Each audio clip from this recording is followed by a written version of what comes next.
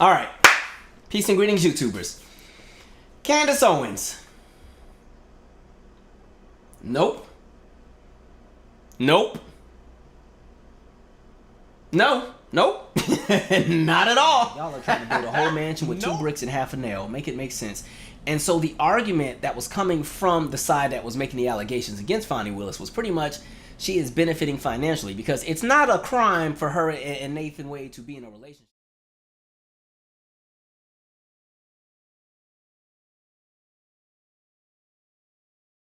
Ladies and gentlemen, welcome to Sessions Cafe, brought to you by Entrigue magazine. I'm your host, Keri Singleton, and today we welcome my favorite YouTuber to Sessions Cafe, Calvin Michaels. Welcome to the show, brother. Hey, thank you for having me. Thank you for coming all the way from DC to be on the show. You know I have a lot of questions. I figured, a lot of questions. So you're my favorite YouTuber. I know you get tired of me saying that, but get used to it. You're probably a lot of people's favorite YouTubers. Your show is so informative, and I first got into your show, of course, because you did an episode related to my favorite and yours, Miss Janet Jackson, right, where you talked about the fluctuations of the career, of her career, right? And then I just got hooked with all the music commentary, the political commentary, the race commentary. You have a lot to say. You have a lot to say. Where does all of this knowledge? I know you're a Howard University grad, but where does all this knowledge and information come from, bro? You know, I think some of his life experience, but it's also growing up with two military parents and you live around the world. Right. You end up kind of seeing how other people see you. So, quick story, spring, summer 1999, United States, Yugoslavia, Kosovo still has all this stuff going with Slobodan Milosevic. And I remember, for some reason, you know, our school bus had to be police escorted every day and bomb sniffed. Wow. And so when you're like 10 or 11 years old, you just see things different. Like, why do these people hate us? Because, you know, based on how you're brought up, you're thinking, well, we're the greatest country in the world. Right. We're out here helping the world. So you're like, wait, these people are like, you know, deaf to you. So stuff like that kind of opens your eyes and you start to look at things very differently. And then again, just, I think just experience through interacting with different people, and the more that you get to know people outside of the scope of how you see the world, things just kind of open up, and then you become inquisitive and you want to dig deeper, and before you know it, you have a totally different perception of something that you thought was once super simple. So you're a recording artist, a public speaker, a producer, a comic, an actor, a choreographer, and I probably then left some stuff out. Of all the things, of all of the career goals that you have and the directions that you've gone, what is your favorite? I know it's going to be hard. Sorry. That's what I do.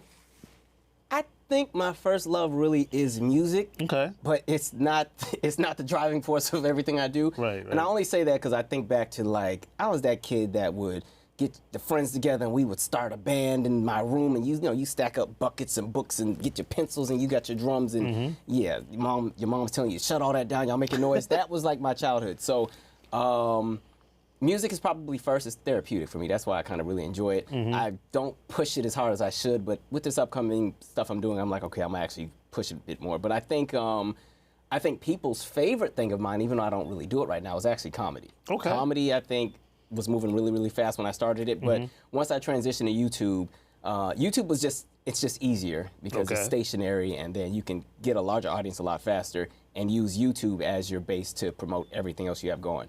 Now, did you do stand-up comedy? So that's got to be tough. Yeah, that's honestly why the YouTube channel started. There were two things happening. I was teaching dance. This is when I was still at Howard. I was teaching dance in Seattle because that's Washington State. That's where I'm from, and that was helping me pay for like food and stuff just to eat.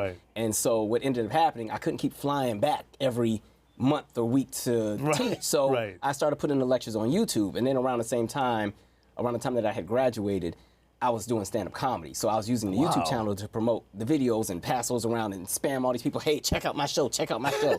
And then gradually I just started having opinions about stuff. And then that's how the YouTube channel became the channel. So the channel's been around since '05, but I really didn't start really grinding with YouTube until years later. So, you must have a huge fan base on with your YouTube channel. What I mean, it's a decent size. I don't think I'm like this massive YouTuber. I think it's around like 65,000, which is is that all? I mean, you got people that got like 10 million followers. So I have a great pocket though. I think what it is though, I have a very connected audience. And so I think when you have a connected audience that supports what you do, 10 million is great, but you don't need 10 million because that 65,000 go really hard with everything you do. So I know to be consistent. Yeah, I've been working on a short film that I was executive producing, and like even reaching out to the channel that helped to fund about a fourth of our budget just from people that wanted to support. So, yeah. Let's talk about your wildly popular YouTube channel a little bit more in depth. From its inception in 2005 to 2024. What are some things that have changed between then and now with Calvin Michaels? Yeah, I think I found my pocket. Okay. Those early years when you're really, I think around 2010, 2011 is when I actually started doing like actual YouTube videos with like topics and stuff. And maybe the first few years was really centered specifically, I was just doing what everybody else was doing. Everybody was doing celebrity gossip. I'm gonna do some celebrity gossip. But at the same time, it wasn't even gossip though. It was kind of like just really a lot of reviews of the award shows or reviewing of different albums or if something was happening. And then I was still doing the political commentary. My first video was still me going off about the Bethany Storrow lady with the threw the acid on her face and blamed it on a black woman. So that was video number one. So I've always been blowing smoke. But as time progressed and the world has become what it is, it's always been that. We just were blind to it. You become a bit more intentional with what you want to put focus on. So we're still talking entertainment, we're still talking music, but a lot of it is really, I'm jumping into policy, how policy affects people collectively, race. I've been saying for years, the dangers of running from conversations on race or, because, you know, I feel like my generation, we were brought up to be colorblind or brought up to be post-racial. Our history lesson of everything around race was slavery to Oprah in 20 pages, Martin Luther King got shot and died, and the world became a better place. Because he had a dream and everybody, they stopped from waking him up, I don't know. But that's what we were kind of taught. So then when you start seeing just the craziness in the last few years, it's like, okay, so this is what everybody's been saying. So right now, it's become very intentional with just the substance and things that I think make a difference between today and tomorrow. What are some of your favorite topics to discuss? Now, my favorite is music. Yeah. That's my absolute favorite. Because I don't know. I don't get to do it as much, but I can talk music history all day. They just take a little bit longer to do because it's usually documentary style now, as opposed to the live. I can just get on there and ramble. And I usually, a lot of the live really just runs by the chat interaction. I have my 5 or 6 topics, and then the chat will carry that live into another segue into something else. So it's layered. Comedically hard-headed podcast. Yeah, and you know it's crazy. That only became a thing because some people kept saying, we wish you had a podcast so we could listen in the car. So the podcast was supposed to be just like the channel. But I thought I was scaring people because I was like, you really be on here like going off every day. You might want people to know that you have a sense of humor. So comedically hard-headed more so turned into what it became. When I was, and it's crazy, I announced the podcast, I didn't know what I was gonna be doing. And then it was supposed to be coming out the next day. I still didn't know what I was doing, so I just got in front of the mic and started talking. Is it therapeutic for you? Yeah, it gets harder the longer I have it because it's a storytelling setup. So everything's true. I'm pulling out stories that have taken place in life. So there's only so many stories you're gonna have. Fortunately, now that I transitioned from working with youth and running my community center, I have a whole bunch of, I got 11 years worth of stories to tell now. But yeah, it wasn't supposed to be what it became, but I think people sometimes just need things to laugh at. My beef with podcasts right now is everybody got a podcast that pisses you off because it's either some horrible relationship advice or a bunch of folks who think that they're super enlightened on current world events and they're sounding a fool and they got large followings. So I just want to make people laugh. Everybody wants to be the beacon of everybody else's relationship, I guess, huh? That and the face of a movement with no work. So that part. Pull over so I can hit you. Now that's your short film. I'm waiting. Yeah. I know that you put a lot of energy into that. You flew all the way over to the West Coast. You talked about it on your YouTube channel. Can you give us a little bit of in-depth? Yeah, so to sum things up, the director, Caitlin Shane, she's awesome. She also went to Howard. She's also from USC, the film school. She found the podcast and heard the Pull Over So I Can Hit You episode, which is the episode where I had to learn how to drive. Whole family was in the car. And she just thought, this is hilarious. Let's do something with it. And so we started working together. We've been working with the short film. It's been really a great process. It's a lot of work. It's a lot of different, I's to be dotted, T's to be crossed. And there's so many logistics, but we filmed it. We're in the last bits of post. It looks really good. I'm excited about it. The cast was awesome. We had a lot of really great people behind us, and so I'm excited for the rollout once we're there. ETA? I can't even give you one yet. No? But I mean, because we have a strategy, but we're learning to just until it's there. Okay, that makes sense. Yeah. But it is this year, so it's not anything. It's not like 10 years from now. Okay, so it's coming. Yeah. All right. One more question before we go to break. The online book club. Now, you know I'm an author, right? I never got into book clubs. I've had my book, both of my books in book clubs. But what makes you decide you want to start an online book club? Other than the fact that I know that you are big on education and that you love to read. Yeah, that too was a suggestion from the people on the channel. A lot of the stuff is stuff they bring up, and I'm like, oh, okay, let's do it. So that was kind of something they had been asking for a few years. I just didn't really know how to lock into it. And once pandemic hit and we was in the house, all right, well, let's read. So that's how that's been set up. And it's been a really good run. Of the books that you've had for the online book club, which one was your favorite? And the one that you had the most interaction with your... That was The Color of Law. Okay. And that's all about redlining, housing, how the United States was made up. I mean, that was some great discussion in those sessions. It's between that and the Phyllis Hyman book. I can imagine. I can imagine. All right, we got a break. We got to take a break, and we're going to come back with more from Calvin Michaels right here on Sessions Cafe.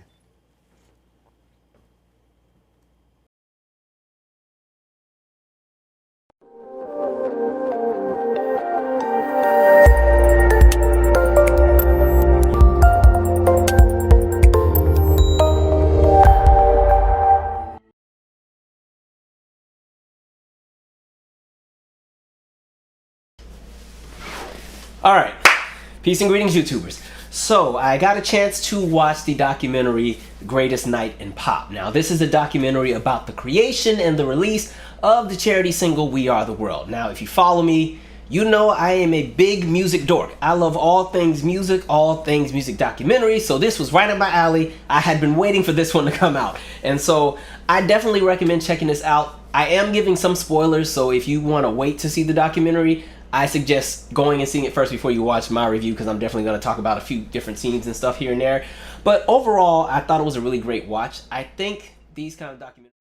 And we're back here on Sessions Cafe with my favorite YouTuber in the world. And if you want to know why, make sure you check out the show Calvin Michaels on YouTube channel. Calvin Michaels, we're going to talk about one of our favorite mutual subjects, Janet Jackson. Right. Isn't she great? Oh. People want to talk about Beyonce all day. I could talk about Janet Jackson. Well, not all day, but just a lot of the day. Favorite Janet Jackson album? It's Velvet Rope. Okay. Favorite Janet Jackson tour?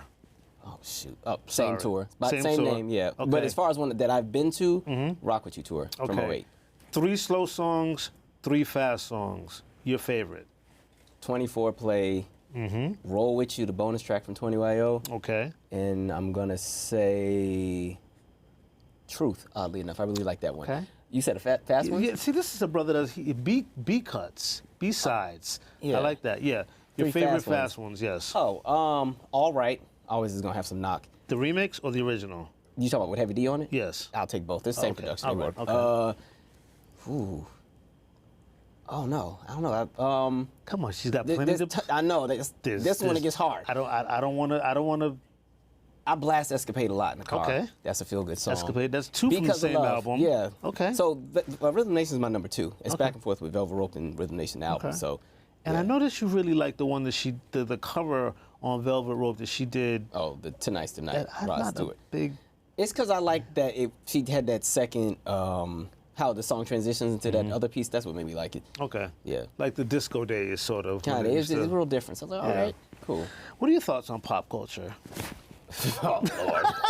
Because you know Keri's always trying to get me to talk trash about everybody. Because you know what? No, it doesn't. No, not necessarily. No, I think it sucks right now. It's not that it sucks. It's that I don't think music is a collective experience anymore. And some of that has to do with the emergence of social media, what the internet has become, what YouTube has become. So there aren't moments that everybody's watching. Like, okay, if you think of like Motown 25. So yeah, we know Michael Jackson, Moonwalk, all that. But when I was doing like some research, the performance of the Bars and the group High Energy, right? The Bars does All This Love, High Energy does He's a Pretender, and then they do the DeBar song together. Right. Because that was such a massive night, the next day, specifically in like LA region, the sales for the He's a Pretender single from High Energy like skyrocketed. Everybody was trying to get the vinyl. So that idea of everybody kind of watching at the same time, we get that with the Super Bowl. Right. But we don't. That's about it. That's about it. So like, except for those of us that are not Super Bowl fans like me, Kaepernick and Janet Jackson. I don't so when it's like when there's albums that come out, the eras don't last the same way anymore. Right. If you're not living on the internet and obsessed with people, you don't even know they have stuff out. People go on tour and you don't know about it. Right. Like this, I live right by the arena in DC. There's so many times where I've walked past the arena, I'm like, wait, they're here tonight? Oh, like Alicia Keys, I went and saw her show. It was actually really, really good. No idea she was in town. I'm like, so it's just that collective experience isn't there. Everybody's kind of in their own individual space. Radio doesn't carry any weight anymore. Right. We don't have music networks, so everybody's in their own bubble. And I think generationally, you know how they say the recipes are getting lost? Because there's not an appreciation for the past. Right. There's a dismissive approach, and I think it's affecting the music as well, because even the production is, there's some great artists, but a lot of what's current, I don't see the innovation. Well, some of it's generational, but Yeah. every generation is going to think their stuff is the greatest. But yeah, it's a little uneventful right now. Well, let's talk about something that is pretty eventful. I'm going to shift gears. Your thoughts on reparations? It's old, and there we go. We got numbers. There's not even a debate. Like, I think more people need to really pay attention to the landscape of the United States and where the wealth has come from. Because there's so many pockets. One conversation, yes, slavery is one piece, yes, but I think the conversation of reparations should not be limited to just what happened with slavery. It should also go to what happened with convict leasing, because even when you're talking about mortality rates in convict leasing was higher than slavery, because at least with slavery, they weren't always trying to kill their slaves because it costs money. Convict leasing, you're owned by the state. So if you die, don't worry, we'll arrest somebody else. That's where the black codes come in. You're replaceable, right. So there's that. There's the redlining. There's being left out of the New Deal. There's being left out of the FHA program. There's being left out of any and everything you can think of, the GI Bill. All of that accumulates to generational wealth, and we've been left out of all of that. And so now we're burdened collectively as black people to somehow make up for any and everything that has been backed by federal policy in 40 years, where we're considered lazy and begging for handouts, and we just have no motivation. So, yeah, that could be a whole segment in itself. I got some hot topics for you, brother, because I watch your show and I know what you like to talk about. The 2024 election. What's your thoughts on that? Lord, give me the strength. I'm not excited. God. Yeah. That's all I got. I'm not excited. I am praying that America has common sense, but we've seen a few times before that it doesn't. So I'm preparing for the worst, hoping for the best. Black conservatism. See, I know what yanks his gears, so yeah. I think there's layers to that conversation because, to be honest, there is a segment of black conservatives that exists, but the problem with the idea of the conservative movement is that it's always kind of been centered in anti-blackness, or at least the one that's popular right now. Because you can say collectively, black people, they are conservative on some things. If you're talking about, even if you're talking about the conversation of same-sex marriage, you start going to a black church, you start thinking you're hearing from a bunch of older white men talking. Right. We're not a monolith. We're not that, yeah. There's certain things where we are conservative on some things, but because that conservative segment of the United States has such a racist undertone, that's why they could never really pull in a black collective. So they exist. Then there's that conversation of those who are selling us out for $1. Right. Like Candace Owens and the Tim Scotts and the long list. I don't have time.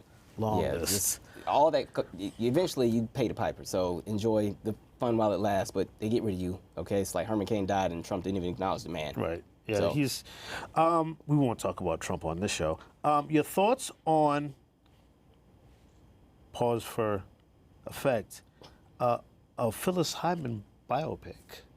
So I've shifted into the space where I want a documentary instead. And I'm only saying that because I've seen so many biopics that just haven't been good lately. Right. There's been some okay ones that have been coming out, but I think the documentary will do a better job of really painting her story, especially the conversation of mental health. Yes, exactly. And the correlation between the music business and just life, because she's had a very layered experience. So I don't think a movie can capture it. Well, one more topic that I've never heard you talk about, and I'm going to finally get some responses on this show. I know you're cringing, aren't you? Cringing. Oh, Lord. Sean Diddy Combs. I hate that. That's a legacy tarnished. You know what's crazy? When I got to Howard, that's a couple of legacies tarnished. I was like, man, what happens at the house party when they get to the bad boy segment? Because that's normally what gets everybody jumping. It's like, man, it's crazy. I had his room, his dorm room when I was at Howard Drew Hall, room 310. He was in 310, so I always used to be like, yeah, that's why I'm so tired of music, because this was Diddy's room. It's all over me. Now I'm like, all kinds of other things. I ain't talking about it no more. Yeah, that's God only knows it's what's a conversation in of what room. money can buy and the power that exists. So, yes, sucks for him. Better choices. Way better choices.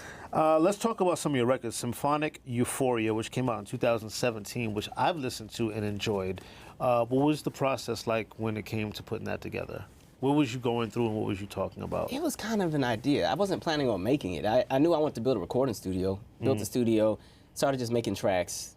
Then I was like, all right, let me put some vocals on that. And then before you know it, I had an album. And so that album, like I said, it was kind of that first run. And then the second album that came out, the hardcover, was a bit more intentional with an actual theme and everything. So I love both albums. So would Symphonic Euphoria be your Janet Jackson record from 1982, or would it be Control? I was so cocky making it. I was like, that's my Control. Okay, and the that's other your one's Control. Rhythm Nation. I said, I'm going to skip the first two. Okay. But, and the Hardcore, which came out in 2019, is that your Janet or your Velvet Rope? Okay, so Rhythm I was Nation. going in order. Okay. Yeah. What So about Today, which is due out? I'm excited to hear. Man, I'm pressed to get it out. The thing is, life has just been really good the last 2 years, and I've been fortunate to jump into so many different opportunities. So the music has always had to almost take a back seat. And it's only because I don't really announce things. But, you know, the 2 albums are done. It's under the Today project, and there's 2 albums, Before Tomorrow, After Yesterday. They both equate to Today. Right. Before Tomorrow is the up-tempos, the fun. Pretty much, I think of what does a choreographer want when they're looking for music to make a routine to. That's what that album is. Okay. And then After Tomorrow, or After Yesterday, is the more adult contemporary R&B, traditional, Joe Circa, I Want to Know kind of sound. Everything is ready to roll out. I already shot the music videos. They've been sitting on deck. The album covers I shot in Chicago. I traveled and lived while I recorded these 2 albums. So I can't wait to put them out. I think people will see a lot of growth because it's really been 5 years now. So there was lots of time to really just hone the craft. I started taking like different singing lessons to learn how to utilize what I could do with my voice. Wow. I had this moment where I just sat in throwback music, like everything from 70s and back, just to understand instrumentation. Yeah. So yeah, there's layers.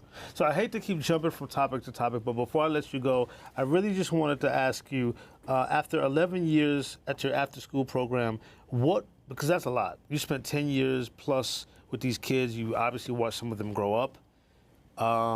What would be some of your proudest moments from working at that program? Oh, man, I could be here all day.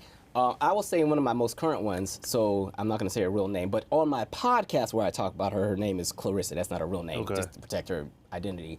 I worked with her since she was in kindergarten. Okay. She made it all the way to the very final round of, it's pretty much a national youth competition for like outstanding teens. And so she competed against thousands of kids across the country. She made it all the way to the very top 2. Wow. And she had Ruth Carter, that's the woman that did all the design for the Black Panther movies. Exactly. She had an Oscar winner introduce her on the stage. She met Susan Taylor from Essence Magazine. Wow. Gladys Knight got to shake. It was amazing. And so it was kind of to see that same little girl I used to fuss at make it all the way to this big stage. And because she did so well, I mean, all of her college was paid for. She's a freshman in college right now, but her by winning all these competitions, because it's rounds and regional and state and everything like that, it paid for all of her school. And that helped because she is in a family with 2 other siblings. And just like her older sister, who also was in a similar competition, made it to the state level, and that helped pay for most of her school. But just to see that alone, that's kind of like the impact of your work in real time. I always say sometimes working in the community,